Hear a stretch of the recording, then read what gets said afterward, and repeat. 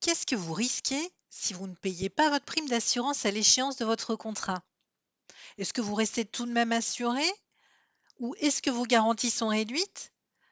L'assureur va-t-il vous indemniser en cas de sinistre ou au contraire va-t-il vous résilier?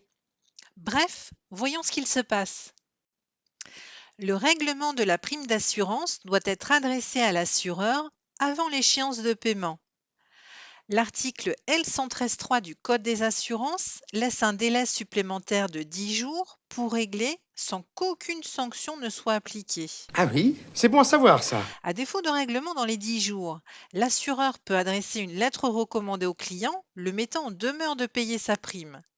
Si la prime reste impayée, alors les garanties seront suspendues 30 jours après l'envoi du recommandé, le jour de l'envoi n'étant pas comptabilisé. Ça dépasse tout ce que j'ai pu imaginer. Si l'assuré règle pendant la suspension des garanties, le contrat d'assurance qui a été suspendu est remis en vigueur à midi le lendemain du jour du paiement de la cotisation.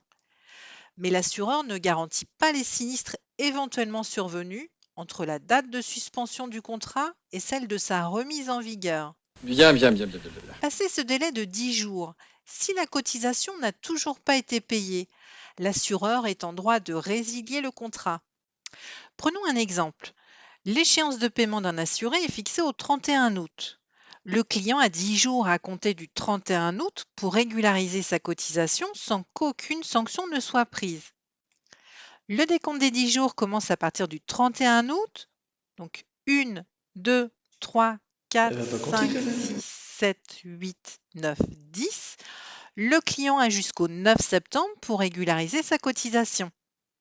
Sans règlement, un recommandé est envoyé au client le 9 septembre, lui annonçant la suspension des garanties de son contrat 30 jours plus tard. Le décompte commence à partir du lendemain à 0 heure, soit le 10 septembre.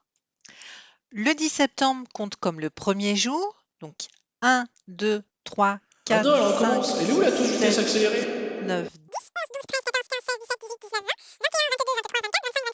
28, 29, 30. La suspension commencera donc le 10 octobre à 0 heure. Pendant cette période de 30 jours, l'assureur n'indemnisera pas l'assuré en cas de sinistre, mais le contrat ne sera pas résilié pour autant. Le client peut régler sa prime pendant cette période.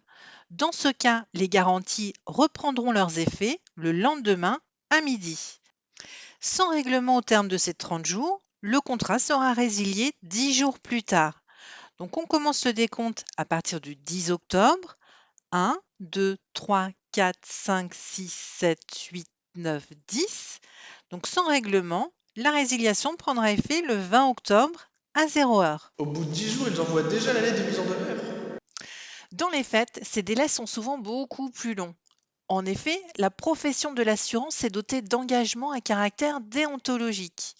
Ainsi, les entreprises membres de la Fédération française de l'assurance s'engagent concernant les non-paiements par des particuliers de leurs primes d'assurance automobile ou multirisque habitation à respecter certaines bonnes pratiques.